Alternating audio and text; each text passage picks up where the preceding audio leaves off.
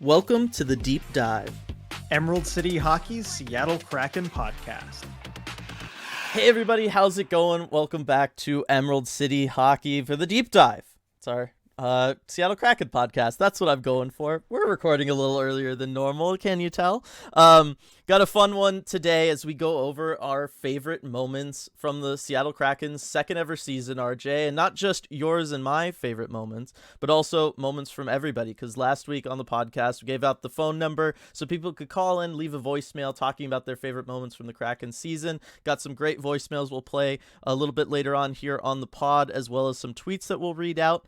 But first, RJ, got to just start with some updates, some news and notes involving the Kraken and the organization. And as is pretty usual now, Coachella Valley Firebirds, where we're going to kick things off. They started their Calder Cup final series against the Hershey Bears.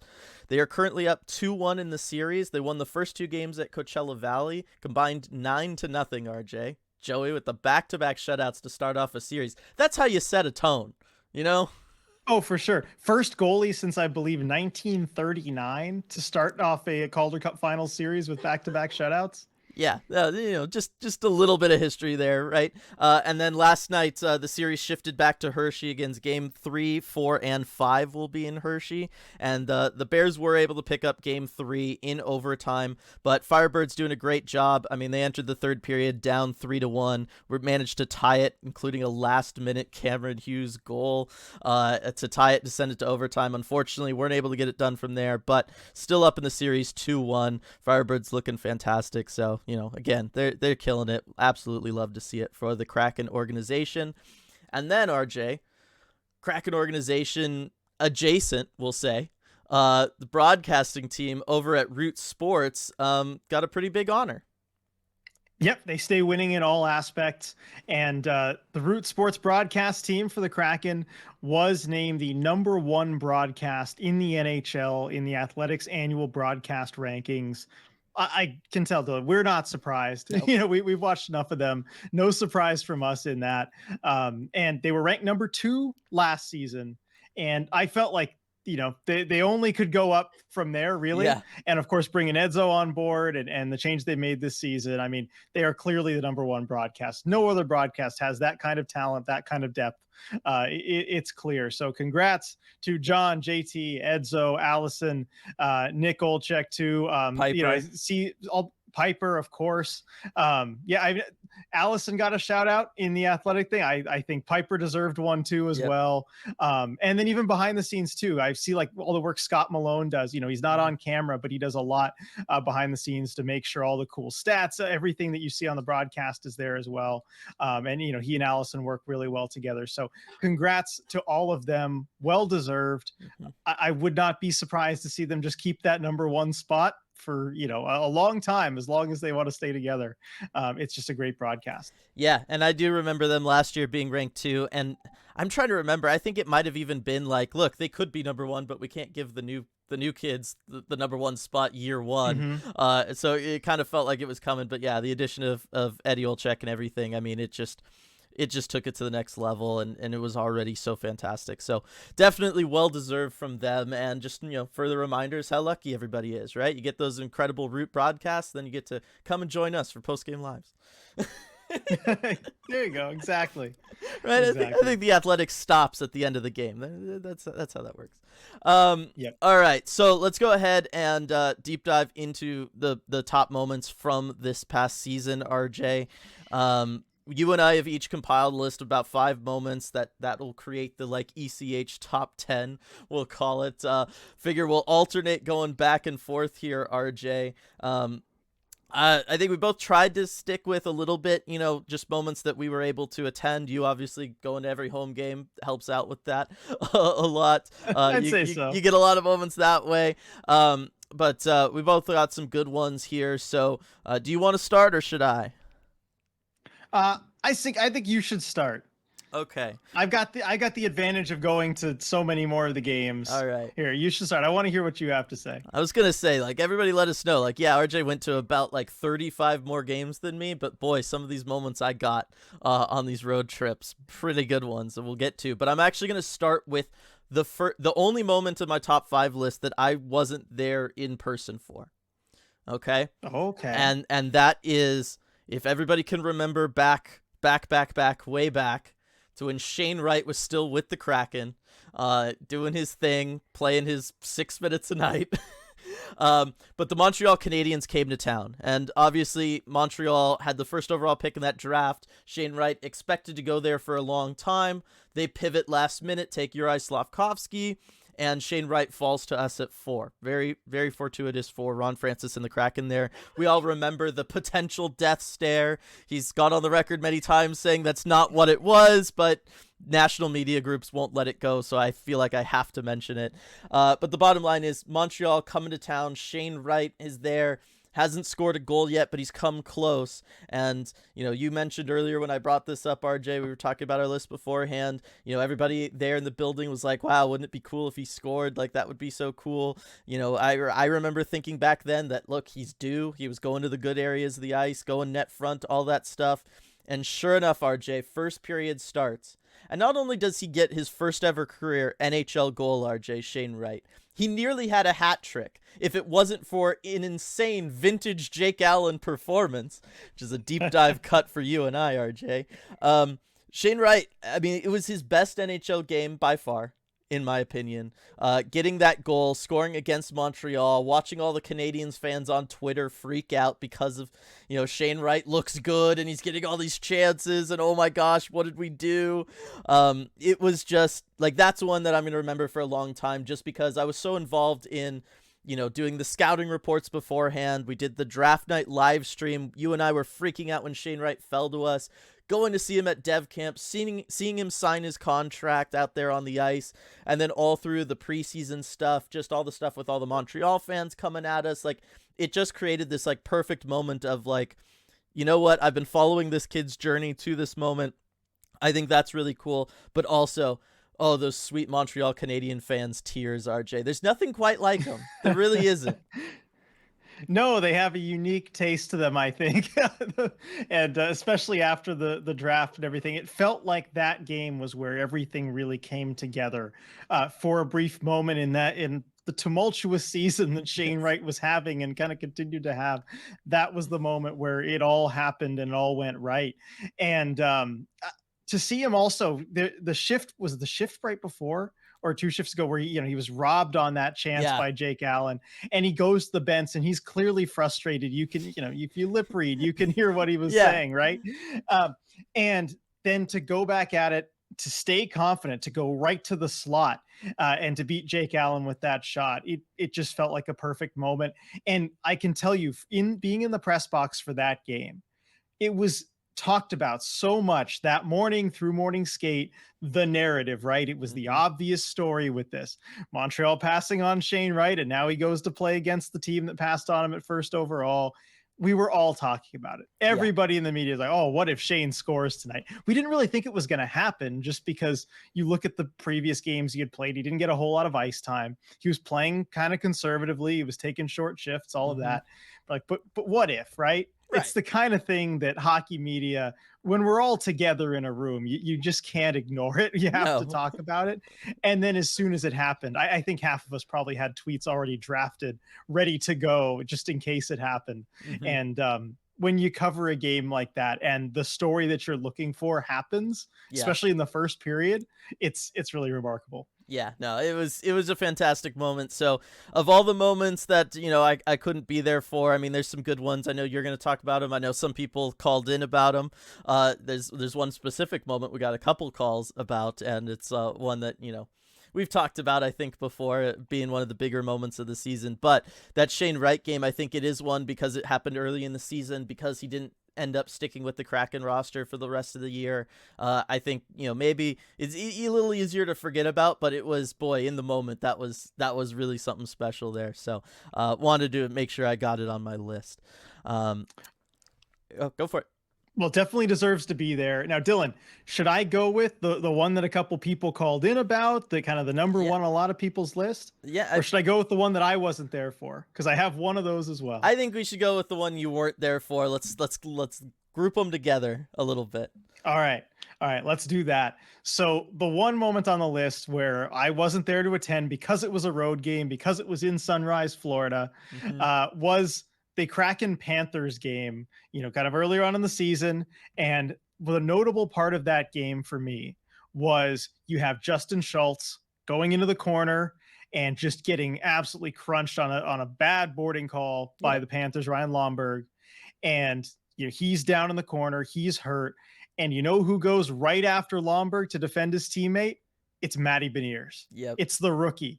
This was one of those kind of, I felt, defining Calder moment type of things, not necessarily in the scoring or, what you look at him for, even with the defensive play, but in showing that toughness to stand up for his teammate. I thought that was huge. And this was in a time of the season where the team was really coming together and seeing kind of what they were all capable of when they were playing together, playing the right way as a group.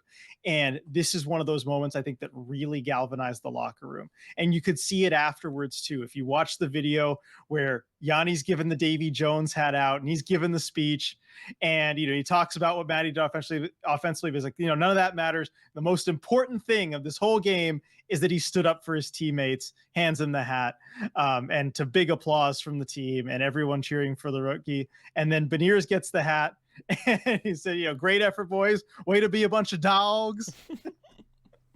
I'll never forget that. I know. It's great. It's so good. And so watching that after the game, that was one of those moments where I just could not help but smile from ear to ear and look at this team. They are such a fun team to watch, such a fun team to cover. And they are a team. They stand up for each other. They play like a team. And you really saw that going forward through the whole season. But that was one of those first big indicators of how they all stand up and play for each other. And it starts with Maddie Beniers, I think probably the next captain of this team whenever that ends up happening. I was just going to say, you're talking about Yanni handing off the hat to Maddie Beniers, from the people's symbolic captain to the future captain. Yeah, it's very on point. But it was a big deal. I mean, I remember how fired up everybody was on Twitter when it happened. And then later on when we did post-game live that night after that game, I mean, it was a huge deal. And yeah, I might have just been like, see, he can be captain. Like, let's go. I might have been doing that a little bit, but it was a big moment. And I do think that it was one of those moments where we can look back on later on in his career and be like, yeah, that was the moment, like, some things changed for him, or he kind of stepped up and he did become that leader. Because that's something that, not everybody's going to do. Right? Like, it's one that a lot of guys, maybe feel the need to do or something like that. But the way he went in there with the intensity, he's not a fighter. I think I think that situation made it clear, right? But it didn't matter. He was going to do that, and you could just tell there was no hesitation. It wasn't like he had to think about it at all. He just came flying in there to stand up for his teammate, and that's just awesome, right? Like, who doesn't want to see that? It's just leadership. Yeah, exactly. It's leadership, in the best form. And I love Yanni just pointing out, you scored the first goal of the game. Doesn't matter. It's the leadership. That's what counts. And also the Kraken had lost to the Panthers about a week earlier too. Yeah. And that win felt good after, I think it was like 5-1 or something. They had lost to them at home. To go out on the road, beat them in their building. I think that made a big difference. Yep, definitely. All right. So for my next moment, RJ, I'm going to go with one that, I'm going to go ahead and get this one out of the way because some people might view it as a little bit of a downer. Okay. But I'm going to get it out of the way here a little bit. And that is being there for the Kraken's first ever postseason, elimination. When they lost in Game 7 to Dallas. And I know this seems like a ridiculous thing to include in a top 10 list. I promise I'm not just including it because I was there. I'm including it because I think this is going to be a time that we're going to look back on in postseasons ahead. Because it is, it's a franchise first, as this team has been making a lot of them these last 2 years.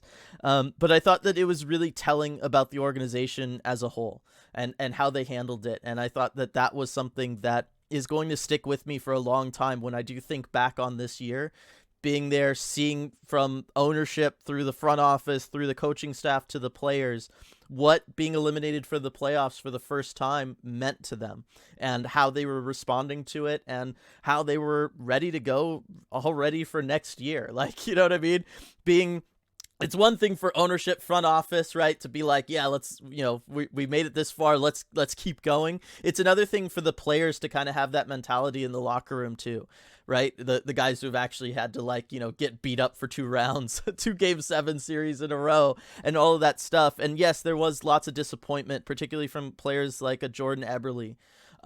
But there was also, you could tell that there was like this wasn't enough from everybody too, right? Philip Grubauer, I very much kind of got that. Maddie Beniers, definitely. I know he wasn't, on any of the post game presser stuff that anybody did, but I'm telling you, just watching him walking around, that was not a player who was done playing hockey, and you can tell he just wanted to get going for next year. And the energy being that, yeah, it was the fact that it wasn't all just disappointment. It was a celebration of the year that was had by some. It was the hunger for more from everybody else. That's something that I thought was really unique. None of us really knew what we were going to be walking into, but the fact that that's what we were walking into, I think, really gave us in the media a lot of energy. I know it did for me anyway. And I just thought that that was a really special thing. And this idea that, what? Yeah, the Kraken, we just had this incredible season, but it's not going to be a fluke. It's not going to be something that is going to be a flash in the pan for this organization. It's something that everyone's going to come back next year. Lessons have been learned now. Guys know what to expect in certain situations. Maddie's got a decent amount of post-game games under his belt now. All of that kind of stuff. And so it's one of those, I know it's a little bit of a bummer moment, but I think it's one that we're all going to remember for a really long time. Yeah, and you saw it in the exit interviews too. I think they carried forward that mindset that, yes, it's disappointing. Of course, it always is when you lose in the playoffs, but could be the start of something big. And as Jordan Eberle said, I think, you always get great takeaways from him at any post-game presser, but I think especially after a loss like that. Yeah. I remember, as he said at some points a few times earlier in the season, you win or you learn. Right. And I think the Kraken learned a lot through that loss to the Dallas Stars, throughout that whole playoff experience, really. Yeah. And it's lessons that you're going to see applied going forward as we get into what really should be the window for this team over the next few years. And I do think that's got to be a unique experience to be there and to kind of see it all come together emotionally in that moment. Yeah, no, it was. So I know that one's a little more personal, and it's like I said, it's not like a super happy moment, but I think that it is one of the bigger moments of this season for them, and it is one that over time we'll look back on and we'll see the lessons that they learned from that game and that series against Dallas. I think in the postseasons to come. So I just thought it deserved to be mentioned and on the list, but maybe not super high and right. fun later on. I think it's important that it's there, but to help everyone out, I'm going to try and lighten things up now with my next one. I think we could use it. And I'm going to go with the dad's trip. Yeah. This was, as a media member, maybe one of my top favorite moments of the season. There's a reason it makes this list. Maybe the most fun as far as just days of coming to work and covering the team, with all the dads in the room around everything. I mean, you could tell the players were having the best time. They loved having the dads around. I mean, look, the guys are usually happy. They're usually joking around. They're usually having a good time. But this was times 10. And you can imagine with all the dads there. And then getting to talk to them. They have the best stories about their sons, the players. Talking about Jordan Eberle like we just were. His dad was great. He said, he's what was the quote? He said something about, he's learned to play guitar, but the worst part is he's trying to learn to sing. Yeah. He thinks he's really good at guitar, but the worst part is he's trying to learn to sing. Hearing them, with a little bit of trash talk about the kids, but they are so proud of what their sons are doing. It was great talking with Craig Geeky about his son Morgan, his other son Connor, who's a prospect with the Arizona Coyotes now too. Seeing how tight-knit that family is, and playing Call of Duty together just during their off times and everything, and hearing about how competitive they are. Got the COD stories going. Morgan had his phone up on his locker room stall. They were all watching their brother Noah Geeky's baseball game, which was going on at that time. It's just great seeing the family element, and these players, they don't get that far. They don't get to the NHL level without a lot of support from the family. And you see that from the dads for sure. Definitely hope they do it next season. I imagine they will. And hoping for a mom's trip as well. I heard there was maybe a little bit of jealousy there from the moms, from the siblings, like, hey, how come the dads get a trip and we don't? So hopefully they're able to organize that. Yeah, this was like low key one of those one of the things that I was like most jealous of you getting to do, RJ, was getting to be blame around there for all of that, all the stories, all the trash talk, all the everything, all the proud papa moments, right? Like it's everything that you could ask for, not just as a media member but also as a fan. And I think, it's, nobody's that surprised, right? Hockey isn't known as the sport with the most personality in it, but it was one of those moments where we were getting glimpses into these players' lives, their pasts, and their personalities. And because their dads sure brought that out in all of them. And so I think whenever that kind of stuff can happen, it's not just fun, even, if you're a media member there, it's fun for all the fans, just because you're getting that glimpse at these players that you root for every other night and that you're going to the arena to see and that you're a fan of. I just think it always helps. It helps make stronger bonds between the team and the community. And I'm always for all that kind of stuff, right? Big surprise, right, everybody? Yeah, I just thought that was a fantastic trip. Everything about it was so incredible. The stories, everything. It was awesome. It was so cool. Like, that's all I could say. Is like, it was cool. We got to find out when it is next season, so you can come up for that and be around, because it's just such a fun time. Yeah. Or, if schedule makers listening, right, Kraken organization, whoever's deciding this stuff, just plan it for the SoCal trip, and I can be part of it there. So, make it easy on the ECH travel budget. Let's make it that easy. All right, RJ. So next one I got to go with. I think some people might be surprised. Not that I totally have these numbered anyway, but that I'm not going to save this one for last. And that is, speaking of SoCal road trips, RJ. I've been waiting for this one. Kraken went to Crypto.com Arena at some point. They always played pretty good there last year. Everything was solid. But going in mid-season, not expecting too much. Game against the Kings, played the Ducks the night before. Like, you never know what to expect in these situations. Or not the night before, but a couple days ago. Going in, you never know what to expect. And generally, you really don't expect a game to end 9-8 in overtime. I feel like of all the things you could reasonably expect from a hockey game, that's very, very, very low on the list in today's modern NHL. And yet that's what we were treated to when the Kraken went in there. It's just this insane game. 10 goals combined scored in the second period. It is just a non-stop onslaught of offense. The Kraken were feeling it. Martin Jones was surprisingly good in net, despite the fact that he allowed 8 goals. You chase Cal Peterson. Quick comes in, doesn't matter on the Kings. I was just going to say, you chase Cal Peterson out of the NHL. Forget about the game. Literally out of the NHL. It just didn't matter. But just watching all of the guys, you could tell. Like, it's one thing, and I've talked a lot about the experience being in the press box and trying to cover it on Twitter, right? Like, it's the one game where I take over the Twitter and try to do all that, and of course this happens. The 5 gum with our friend Kate with the Seattle Times. I mean, all of that stuff was big, but the thing that I'll focus on here was just the fact that you could tell that, like, the players and the coaching staff and everybody involved with the organization knew how, like, weird and special this was. And it was one of those that at the end of the year, I did go back and I watched, like, the highlights from that. And there are moments where, like, on the bench, you can just tell everybody's, like, looking around, just like, is this even happening? Like, what's happening? There's elements where it's like, we have to stay in this game, but there's times during, like, stoppages where they're just like, what? Like, they're coming out of the game and they're just like, huh? What is happening? What's going on? And I think that that's so special. I remember how tired everybody was afterwards when we went into the locker room. Everyone was just trying to find food. That's all I remember. Nobody wanted to bother with us. Nobody wanted to talk with us. They weren't going to do the cool down routine like normal that they do after the game or anything like that. The showers. No. It was all just, where's the food? Where's the food? Remember Adam Larson disappearing, reappearing with 2 pizza boxes, not really offering to share, just has 2 pizza boxes for himself there.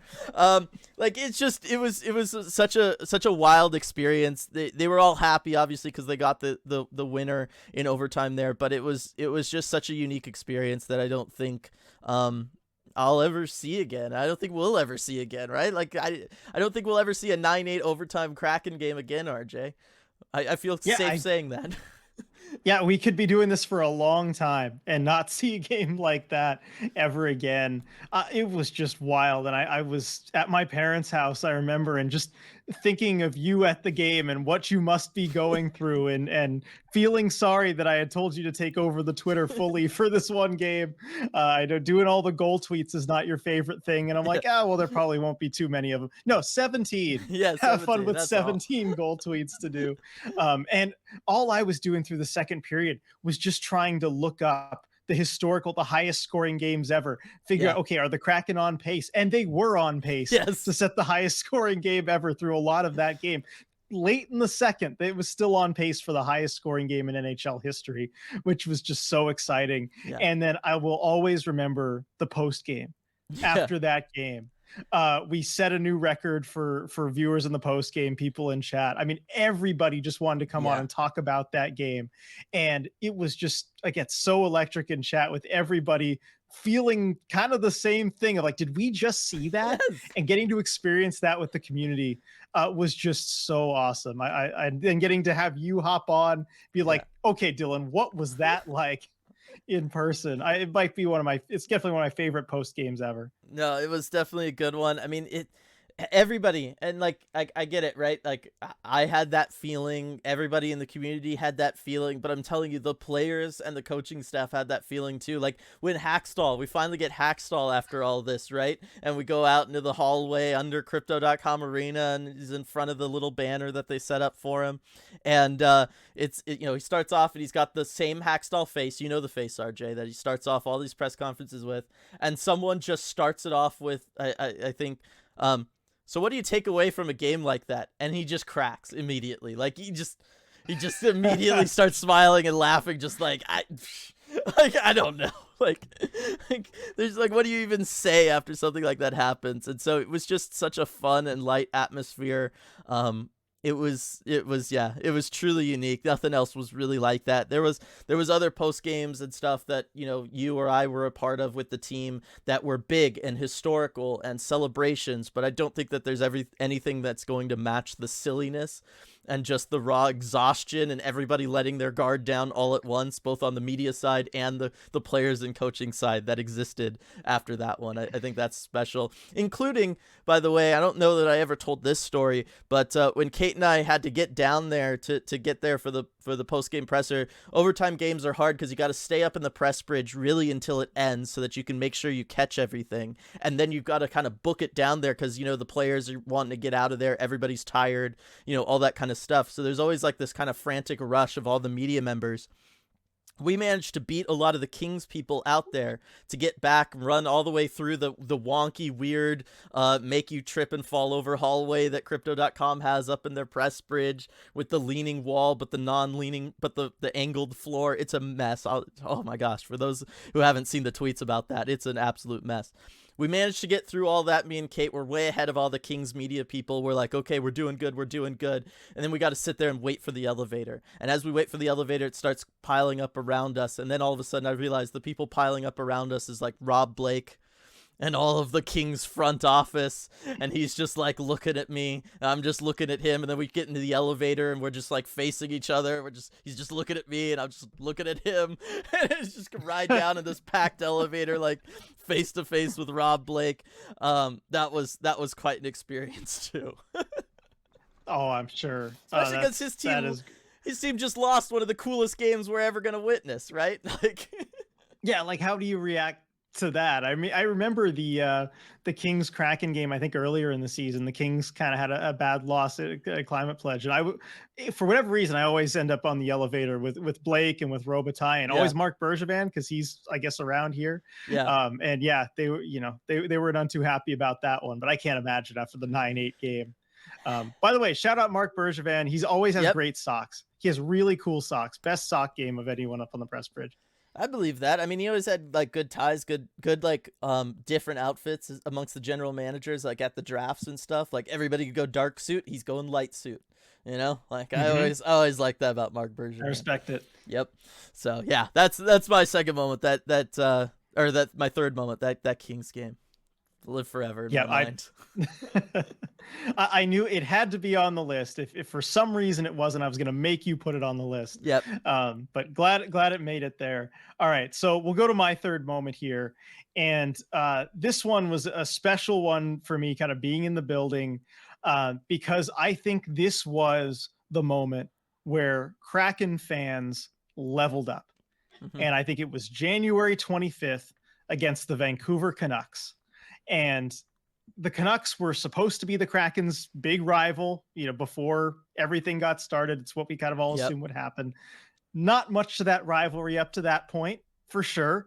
With the Canucks being very one-sided, the Canucks winning every game up to that point. And I think you had a few big moments in this game that really brought the Kraken fans and experience and everything to the next level. And it starts with the chant.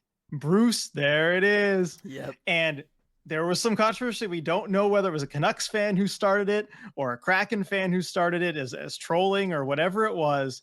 Can't know for sure. But one thing that is for certain, the entire arena, all of Climate Pledge Arena, got into that chant. Oh, yeah. And it's what everybody wanted to hear at that point, with Bruce Boudreau and the unfortunate situation he was put into by the Canucks, and being treated poorly on the way out, and everyone knew he was gone. And so whether it's trolling from the Kraken fans or even from Canucks fans showing support for a guy they felt hadn't been treated right, I think really not so much a rivalry moment, but just everybody coming together and showing that Bruce deserves better. Yep. And it was just such an awesome moment. I was waiting for it to happen during the game, and all of a sudden when it started, I just immediately pulled my phone out and just recorded, grinning ear to ear. And we in the media, all up in the press box, were just looking at each other like, that was awesome. But it's the kind of thing too where I think the Kraken fans, we saw the progression this season, and starting from basically their first ever game, right? It takes a little time for a fan base to kind of get into that full 100%, mode, right? Yeah. And I think this is the moment where you can point back to and be like, this is the game where they leveled up. Mm-hmm. And you saw it continue to progress too through the playoffs, like booing Cale Makar every time he touched the puck and being on it too. No, like, forgetting or whatever sometimes, every time. And as soon as he lets go of it, you get quiet. Like that is some of the best single player booing I've seen in a while. Like Kraken fans were on it in the playoffs. And I think it all started here. Yeah. And it's also, forever, right? Whether it's been within the two fan bases or from, people from looking down from a national perspective, us versus Vancouver, right? Rivalries a lot of times are regionally based. This is the one that makes the most sense, right? They're the two teams, they're closest to each other, all that kind of stuff. And through year one, I mean, it was hard for the Kraken to develop a rivalry with anybody because the year was just so bad, right? It just was. And we've been talking a long time, right? Rivalries can't happen until both teams have won a game. And then we just couldn't seem to do that against the Canucks. Like we just couldn't ever break through. And so it was one of those things where it was like that was my first inkling, like, okay, we actually could have a rivalry with this team. Like this is this kind of thing that rivalries start with, right? When you do like, go after a team based on whatever's going on with them, whatever drama they've got going on and all that kind of stuff. Like that is the kind of stuff that rivalries start and begin with, and you can build the bad blood from there and all that kind of stuff. And so it really did feel like that kind of special moment for the Kraken. And then, as you said, the Kraken fan base, and they carried that forward really through the rest of the year. And I think now would be a good time to drop in our first call, RJ. It's not directly related to your moment, which of course is really good, but it's related to another moment, and the way that the fans got better over the course of the year and got into things and would start chanting stuff. So going to go ahead and play our first call here from Duthan, talking about a game against the Ducks. Hey, Dylan and RJ, this is Duthan, and wanted to talk about my favorite moment of the season. I thought we could talk about, there's a lot of moments that I think a lot of us are going to have in common. There were so many great ones towards the end of the season. There was the night we clinched the playoffs. There was Game 4, the early overtime winner against Colorado. There was Game 6 versus Dallas, sending off the team final home game of the season. But I'm going to focus on one that's probably not everybody's going to remember as a highlight, although it's pretty awesome, which was the March 7th Anaheim Ducks game. I brought my daughter, she's 10 years old at the time, to the game. Trevor Zegras is her favorite non-Kraken player, so she was excited to go get to see him in person, and did get to see the ridiculous Trevor Zegras between the legs goal, but that didn't put them in the lead, thankfully. But the bit that stuck with me the most was it was getting late in the third. The Kraken were up 4-1 at the time, and Vince Dunn took a pretty rough elbow high hit and came up bloodied and was a little bit slow back to the bench. And he was pretty steamed at the refs that the high hit was not called, and had some words for the refs on the way back. Got back and slammed the stick into the glass when he was on the bench, and the refs called him for an unsportsmanlike conduct penalty. And the crowd got the loudest I have ever heard Climate Pledge Arena, and the entire arena just unified into a pretty stupendous "Ref You Suck" chant. And my daughter was pretty visibly impressed that we all 18,000 plus of us unified into "Ref You Suck." And she got into it. And afterwards, we had a good long discussion about, why Vince Dunn was mad, why the refs called the penalties that they did, why the Kraken fans were so upset at the refs, and, how the fans could support the team who were out there, on the ice, bleeding, representing us, and, what appropriate feedback to the refs meant. And it, it's a sport. It's got its rituals. She proceeded to take the "Ref You Suck" chant on the road to a few Thunderbirds games later in the season. I thankfully Vince was not seriously hurt on the play. All right, so I love this call, RJ, for multiple reasons. One, because we get to talk about Trevor Zegras. Two, because it involves, somebody taking their kid to the game and getting to experience all that kind of stuff in person. I mean, seeing the between the legs goal, all that kind of stuff. But as you talked about before, right, it's the crowd. And Duthan does a good job talking about the crowd and what that meant, and everybody getting involved in that, and the respect there of everything.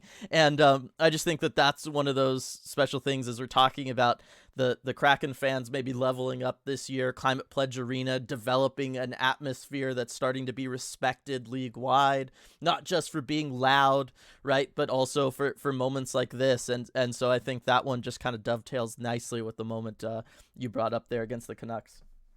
I agree. I think this is a great time to go to this call, and love the story there from Duthan. These are some of my favorite stories always, talking about kids going to games, getting into the sport, seeing everything happen around them. And I remember that moment very well. Vince Dunn was absolutely furious. So fired up.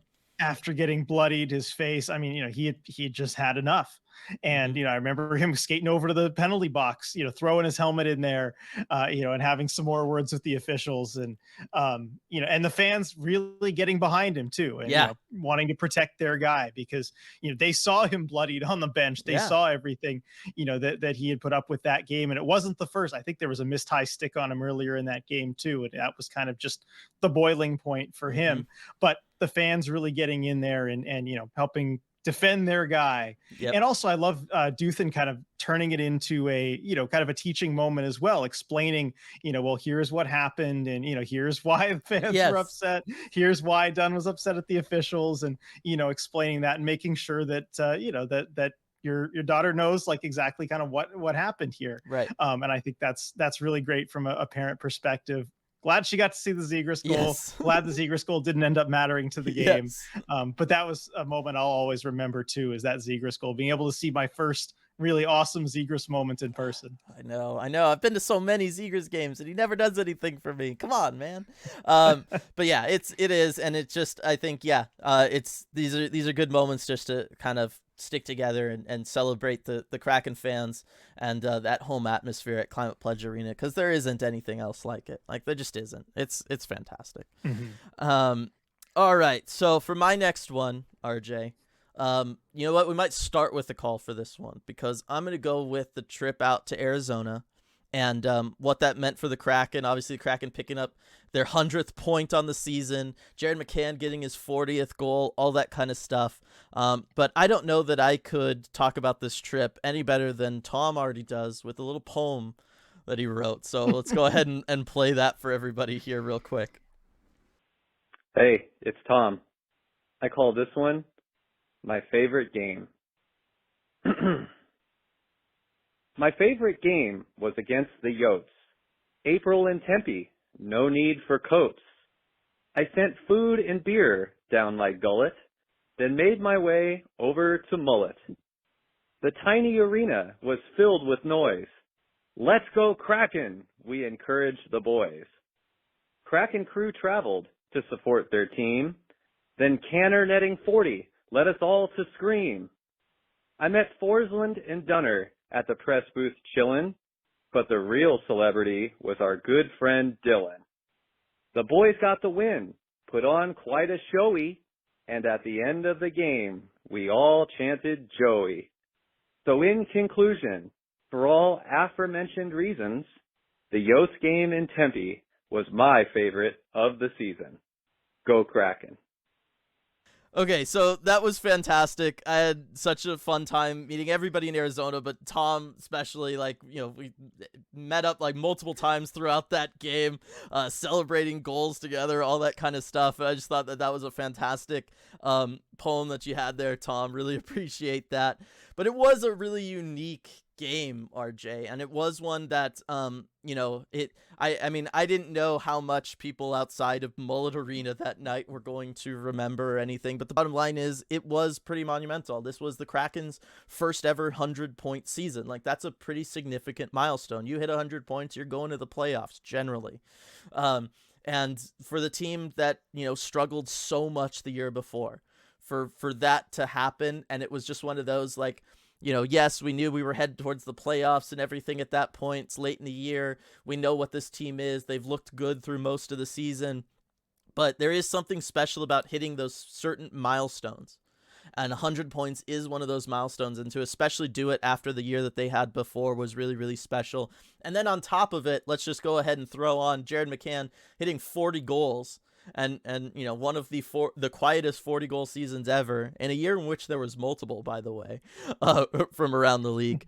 That one was also just special, and just the way that they handled it there and everything. And then obviously on my end, being able to meet everybody, being able to be accessible to the community members as they're watching the game or walking by on the concourse is something I'll never forget. But yeah, just for the Kraken as a whole, I feel like that was one where it was fun. The whole team was light and having a good time afterwards, right? I hope Ron Francis doesn't mind, but, you know, he was scarfing on a big piece of pizza after that locker room. Everybody was having a good time. I'll throw that one out there. But yeah, it was the whole atmosphere around it from before puck drop and on was just happy and light, and it was just a celebration of the Kraken season up to that point, right? The commentators being available, right? John, JT, Edzo being there and everything. Like, it was like a nice little celebration for the Kraken, and then the fact that half the place was Kraken fans helped add to it and really sold that idea to everybody, I think. Yeah, you could tell from the pictures that it was about half Kraken fans, and it just looked like an awesome environment. Yeah. I remember I was in Vegas because the Kraken were about to go out to Vegas for a game, and it just made me so eager for it to be my turn in a couple days, you know, to get that Vegas game in. But I could tell from the start that you were having a blast, that the Kraken fans there were having a blast. And after, I forget which game it was, if that was the second or third against the Coyotes in that short span of time. But it also just felt like, like you knew the win was coming and you knew it was going to be a great game from the start because of how those earlier games against the Coyotes had gone. And it did really work out that way.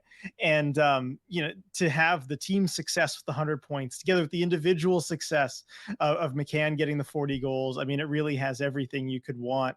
And what a call, I should mention, from Tom. That goes in our phone line Hall of Fame for sure. The poem, the creativity, making sure to add the real celebrity was Dylan.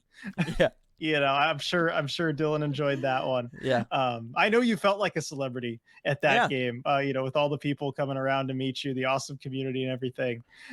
It was great. There was, I think, some jealousy maybe from some other media members and maybe Vince Dunn.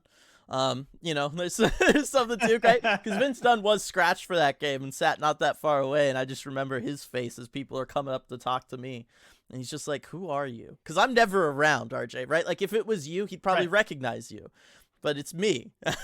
He's probably never even like this guy bothered to. I don't know that I had ever done a media scrum with him, to be honest. Now that I'm thinking about it. So I don't think you would have. There's no unless he's an ECH fan, there's zero reason for him to know who I am at all. And so to have all these Kraken fans walking up to talk to me, I'm sure was something for him. On top of the disappointment of not playing that night, because that was very evident for him as well. But yeah, it was just a fantastic experience. And yeah, I think the fact that you knew you were just playing the Coyotes, who you had handled multiple times already, probably gave to that light, fun atmosphere that the team all had, and everybody was just there to have a good time. But everything worked out, and it was just a fun experience. Definitely my favorite road trip, I think, from this year for sure. Yeah, it's great. I gotta find a way to make it out to Mullet next year. It's probably the last year it'll happen. But we got to go to all the Mullet games next year for sure. Definitely. All right, so next on my list, we've done a lot of regular season moments. I think I have to get into the playoffs. And preferably not a loss like mine. Exactly. I'm not going to go to the playoffs with a loss. Why would you do that? But anyway, I will go with a win, and it's personally my favorite win from the playoffs this year. And that is Game 4 against the Colorado Avalanche. The Kraken had some big wins in other, games. Game 3, Game 6 against Dallas in the second round, Game 7 against Colorado for sure. That was definitely the players' pick, and we can talk about that later. But Game 4 against the Avs with Jordan Eberle's overtime winner was absolutely my favorite. And it was just this roller coaster of emotions that, even though you're up in the press box and you have to be in media mode, you couldn't really escape it, and no one up there really could escape it. I felt like with the Kraken going out to a 2-0 lead early. By the way, they're down 2-1 in the series. You win Game 1, you shock Colorado on the road, and then you drop Game 2, you drop Game 3 at home, and all of a sudden you lose Game 4 at home, and it looks like the series is over pretty quickly, and the defending Cup champs are going to move right along. And you were just kind of a little speed bump there in the road. You have to do something about it, and you go up to a 2-0 lead early in the first period, and you score first again. And it was the third game out, many more to come in that series where they'd score first, but you score first again. And then you get a second goal in from Daniel Sprong too. And you feel like things are really going for you. But as was the theme in the series, in the second period, you knew you probably needed to get a third goal before the Colorado wakes up, because they will wake up. And they sure did. The Avs getting a couple goals there in pretty quick succession in the second period. I think less than a minute apart between Lehkonen and Nichushkin's goals for them. Sorry, different. What game? Who scored the 2 for Colorado? It was Rantanen. Rantanen got both. That's right. Yes, it was Rantanen. Yeah, it was Rantanen. I was thinking of the different game. Rantanen, like less than 5 minutes apart, and especially getting one, toward the end of the period too, that would just felt like a killer, right? But so everyone going into that third period, I think, was really nervous for sure, because Colorado's woken up, a lot of doom and gloom potentially with where the series was going. A lot of people kind of maybe making peace with like, okay, well, they're a tough team and this is what happens. But the Kraken found a way to stabilize things in the third period, played a really close, hard fought period. And then in overtime, you go to the power play. And whenever there's a power play in overtime, everybody's on their feet too. Yep. Not a single person in the arena is sitting down, and everyone's just standing up there in anticipation. And the Kraken power play, which, I was just gonna let's say, face it, not been very good. even for a Kraken power play, you got to get up in overtime. Yeah, exactly. And so, not necessarily a lot of hope given how the power play had done, but I thought the power play actually did a fantastic job. They stepped up when they needed to. They knew it was their chance. And I think that was another real sign of just how clutch this Kraken team could be, where, look, 3 games in, almost 4 games into the playoffs, that point hadn't really been drilled home to us, I think, at that point, given they were 1-2. We weren't sure really what the Kraken team was made of, but I think they made a statement there. And with that Eberle overtime winner, definitely the loudest that Climate Pledge Arena had ever been to that point. It was amazing to be in the building for that. And tying up the series, just a huge, huge pivotal win. I definitely don't think they win the series without getting that game won, in overtime. So that was my favorite of the playoff wins, and one where, again, I'm pretty good at just keeping all the emotions in check and being in media mode and everything. And outwardly I was still doing that, but man, the feels from that game, it gave me shivers. Yeah, I mean, how could it not? I remember watching that one, again, waiting on the overtime. You're watching the overtime, and it's playoff overtime, so you don't know if you're getting ready to sit, keep sitting there until 1 o'clock in the morning or not, right? And for everything to happen, for it to be Ebbs who gets it done and everything, like, it was just perfect. It was just a perfect moment, and so definitely jealous of you for being able to be in the building for that one. That's definitely a good one. I think everybody who was there is gonna remember that one for a very, very long time. And it was also, like you said, that was also the moment where it was like, hey, the Kraken could do this. Like, they belong here in this series, in the playoffs, against the defending Stanley Cup champions. You know what I mean? Like, that was that moment that I think kind of solidified that feeling in everybody. And then, you go on, you win game 5, end up taking it in 7. And, that's obviously a memorable moment from this season, them winning their first ever playoff series, them knocking off the defending Stanley Cup champions. But I really do think game 4 was that kind of turning point where it wasn't just like, hey, we're here. It was, we're here and we're here to win. And I think that was really important as well for the Kraken community. It felt like that was where there was like a shift in all of our mindsets came after that win. And so it was definitely a big deal. I think we can go ahead and play Four Horsemen's call now, talking about those home playoff games. Hey, this is Rob, aka Four Horsemen, calling in. The date is April 22nd. It is the first round of the playoffs against the defending champions, the Colorado Avalanche. It is the first home playoff game in Kraken history. We score the first goal. The Ice Blue Towels are waving in the stands. Then we promptly give up 3 other goals, and it starts to look a little bleak.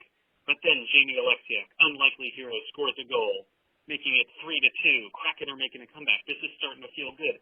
And then, as they're announcing he scored the goal, the announcer calls out, Seattle Kraken goal. And in that moment, Maddie Beniers, first draft pick in Kraken history, the guy we all know and love, scores to tie up the game. It's 3-3. The place erupts. It is so incredibly loud in this game.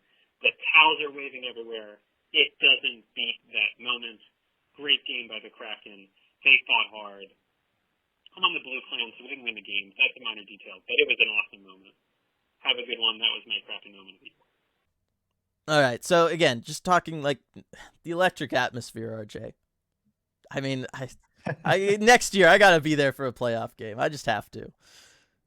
Oh, for sure. It's a unique experience for sure. And yeah, talking about the game right before that, game 3 against Colorado, where you felt like there was some hope at that point too. They're down 3-1 in the second period. You're like, oh, is it all, kind of going bad? And then you have the 2 quick goals from Alexiak, and what a goal from that might still stand up as just, if you just look at how pretty the goal was. That might be the goal of the playoffs for the Kraken, and certainly maybe even the top 10 for the league. A guy like Jamie Alexiak just walking in, using that big reach of his to go around everybody. I don't think the Avs expected that or really knew what was coming. No. And that's, what started the or term up in the press bridge, Bobby Orr Lexiak, Yes. from our buddy Darren Brown. And whenever he would try something offensively, for the rest of the playoffs, he's like, Bobby, is he coming out again? But yeah, that goal was awesome. And then of course, Maddie Beniers getting the tying goal right after that. That was the high water mark for sound at Climate Pledge Arena up until surpassed by the next game with Jordan Everly. Yeah. But it just levels, it kept going up. Yeah. And the atmosphere for that game, and everyone knew that it was like history, right? I mean, I remember you walking around outside beforehand and everything, and then going to the press box, into the press bridge and everything. And I remember just you like texting me and stuff. And it was clear that for everybody who was there, the history that they were seeing, it was not lost on them. Right. And yep. I think that's always cool. You and I are fans of history. That's one of the things that's made our friendship work for a long time and everything.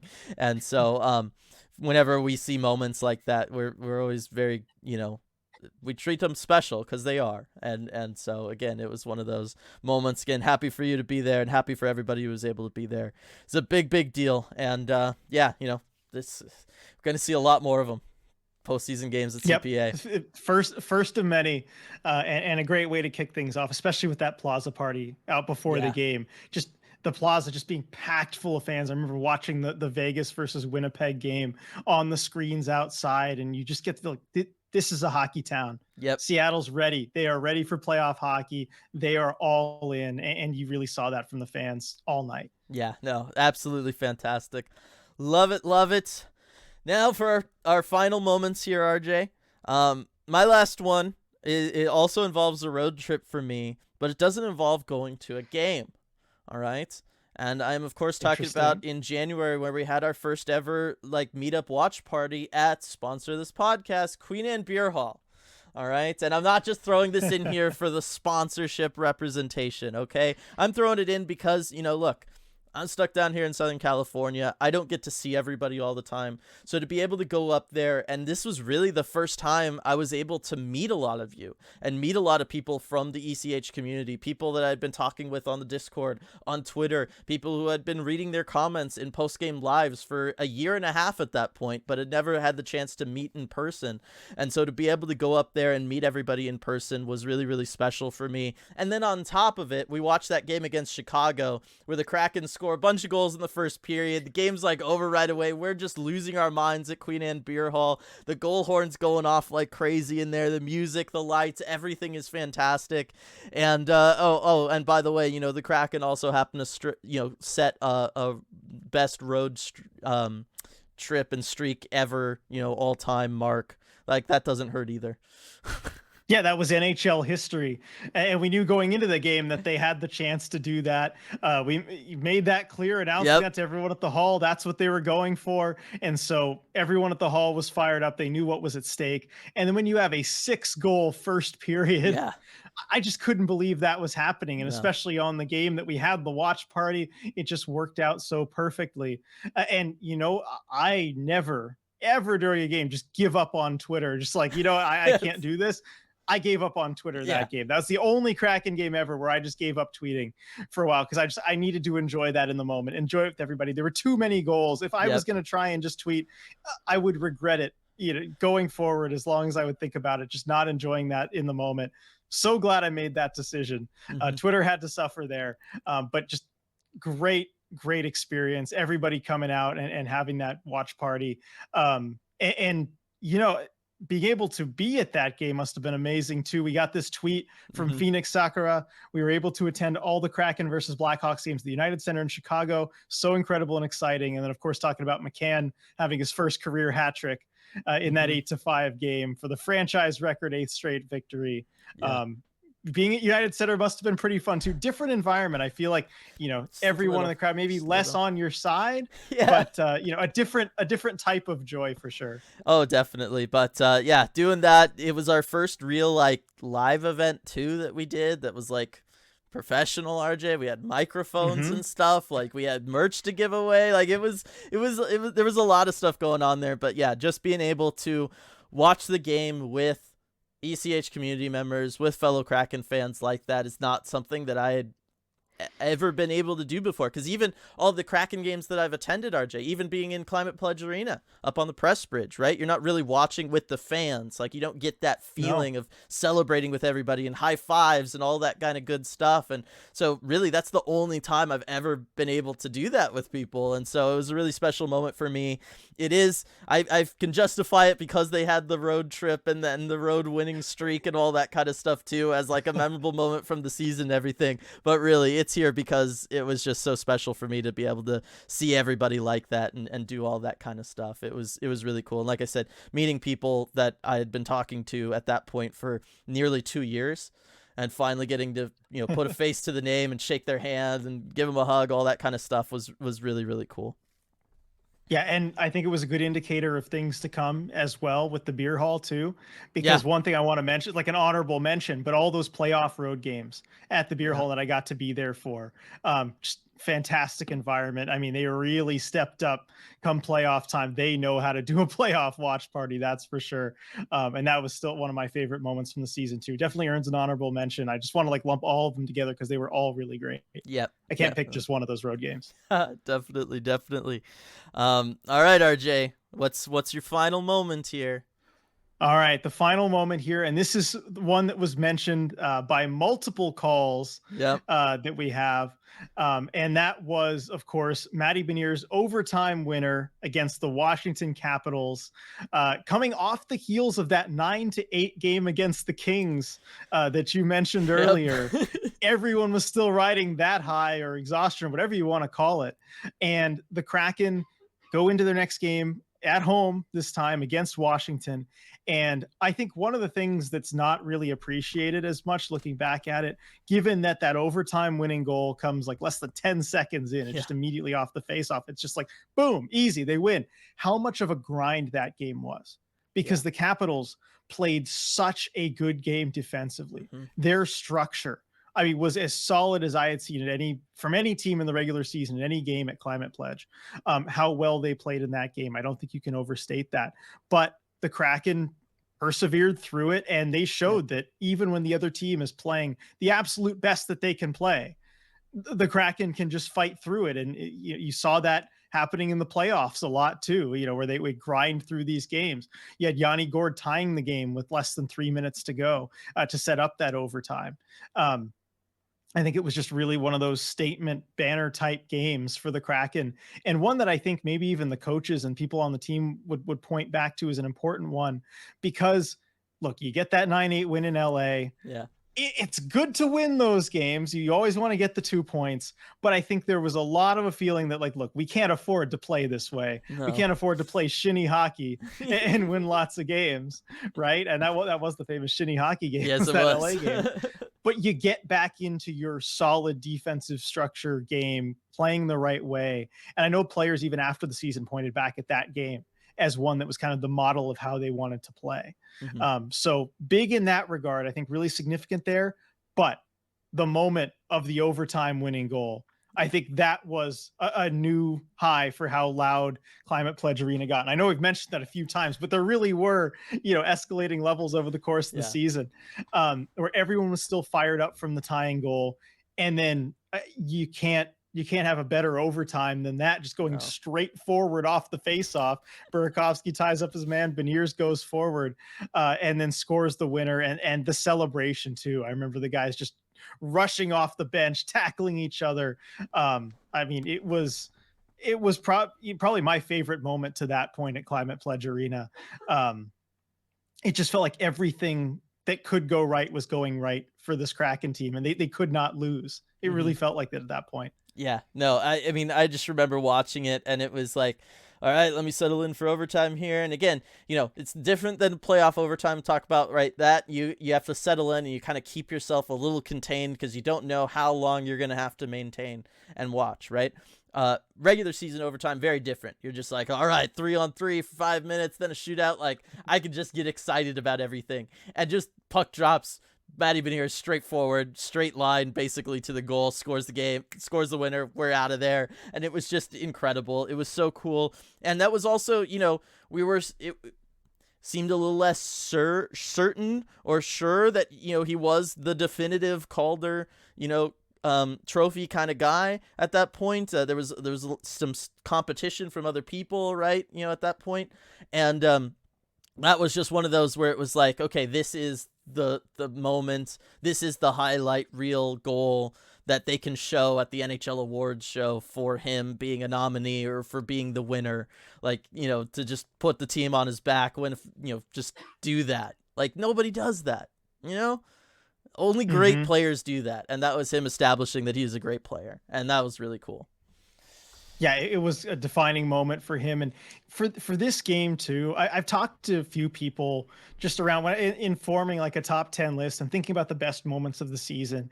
And this game was where I see kind of the highest discrepancy in how it's ranked versus people who were at that game versus people who were not. Yeah. Again, it was still a great game for people who weren't there, but I find that it kind of falls in their rankings a little bit. But if you were there, it's top two for sure. Like everybody I've talked to was there. It's right at the top of their list.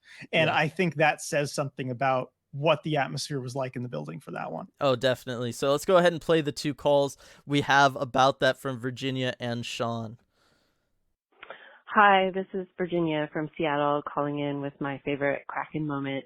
It would have to be the game where Maddie Beniers won in overtime in 7 seconds. I remember we were down that game and it was so exciting when we came back, and then just watching him and Berkey just basically like run over whoever it was we were playing, and then Maddie scored. It was so exciting and I was so happy to be there. Go Kraken. Hi, this is Sean Bellman, and I have to say that though there were some amazing moments during the playoffs, for me, the moment that defined this year and truly started the turn of Seattle becoming a hockey town was on December 1st, 2022, Maddie Beniers' overtime winner against the Capitals. They overcame so much in that game, and that amazing moment, and that arena blew up, and that city came to life. In the 7th win in a row for the Seattle Kraken, to me, that's the moment. Thank you. Yeah, I mean, it's just one of those things. Like, that was a moment that made an impact on people. There's no doubt about it. I think the fact that it is, as Sean said, right, this is the first player picked in franchise history. This is a player that, I've been talking about as the future captain of this team for a while now, almost a whole year. I've been going on about that, RJ. We've talked about other moments with him, bringing him up, with the loss in Dallas and the playoff elimination, you bringing him up at other times. He's a special player to this franchise. He's a special player to this community. And for him to be able to have a moment like that just galvanizes everybody, was really, really special and definitely one of the top moments from the season, if not the top moment. Although I feel like postseason moments kind of have to be there. Right. They have to be there, certainly for the regular season, because I remember making my kind of provisional list at the end of the regular season. That was a clear number one for me. Yeah. Yep. I even had it. I wasn't even there, and I was like, yeah, no, that was special. So that's all good stuff. Do we have some other Twitter moments we can talk about here, RJ? Yes. So thank you for everyone who replied to our tweet as well. We have from Boltorian talking about the depth being insane. January 7th against Ottawa, 8 goals by 8 different Kraken players. And I mean, if that doesn't tell you what the Kraken were this season, I mean, nothing does really. 8 goals by 8 different players. I think they had, 5 or 6 games where they had at least like 7 different goal scorers. Yeah. The depth on the team is just ridiculous. I don't know that we'll ever see that again from a Kraken team. And I think certainly as we look back at the season that was, we need to appreciate that, because as Ron Francis told me at the end of the season, look, it'll happen to us as far as, being less of a depth built team, having the bigger contracts. It happens to everyone. It'll happen to us.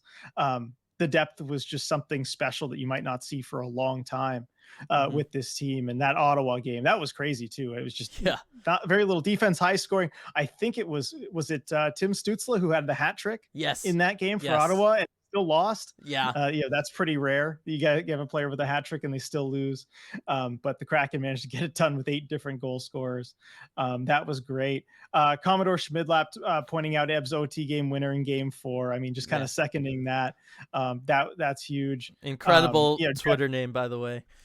It's a deep cut reference. I don't know if everybody gets it. I do not, but I'm for those who know, I'm sure that is great. I'm not gonna explain it, so keep going. Okay, fair enough. That's That's on the cool people to know. Okay, I'm cool not is a cool very person. loose term here, by the way. Like, Okay. I don't know that a lot of people would call them cool people. I know I'm not cool, so maybe I won't go look it up. And then finally from Nico Chan, working/attending every home game except 2 and going to 7 away games, making an awesome run in the playoffs like I predicted last year. So many, but still my favorite memorable moment this year would be getting a stick from Vince Dunn without having a sign or asking for it. And then posting the video there too of Dunn handing the stick over. That's pretty cool. That's awesome. And oh man, and then a list too afterwards. I missed this because it was on a reply. From Nico Chan still. Bjorky coming out of the dog pile in the net in the September 26th game against Edmonton. I love it. A preseason moment being highlighted there. Yep. I remember that.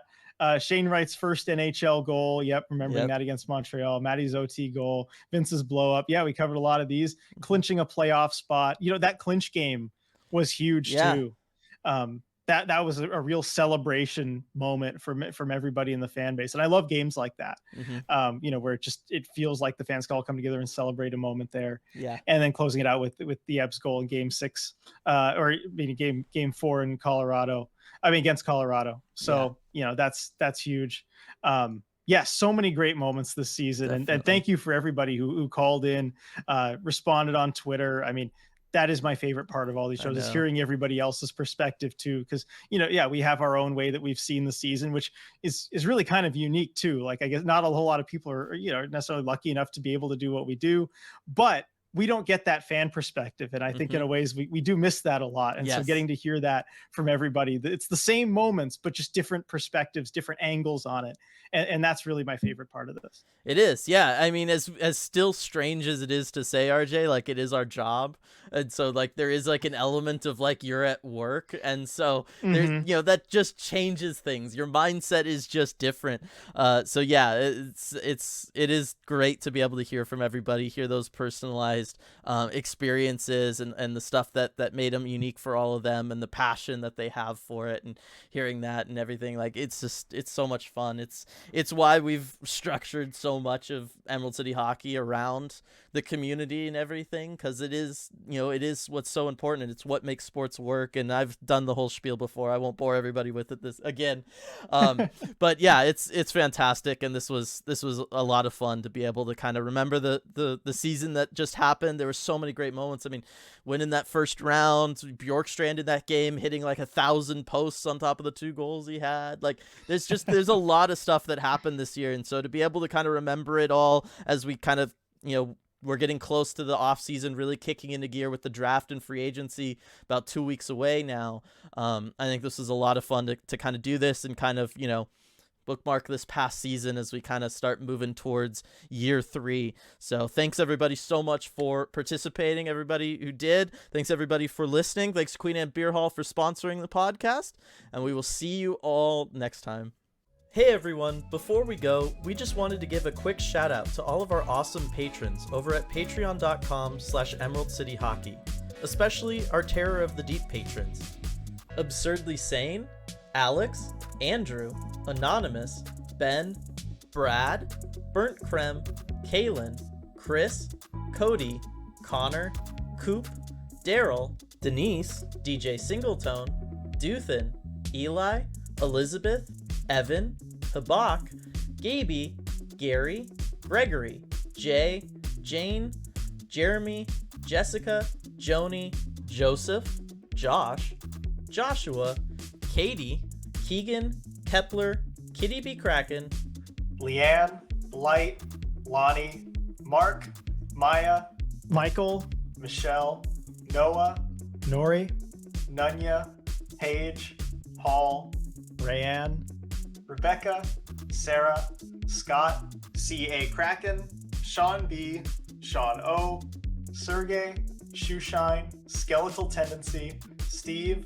Steven, Striatic, Hasty Kobold, Team YMIAT, Tank Commander Ty, Wendy, Strife, and Zane. Thank you so much for making all this possible. We really appreciate your support.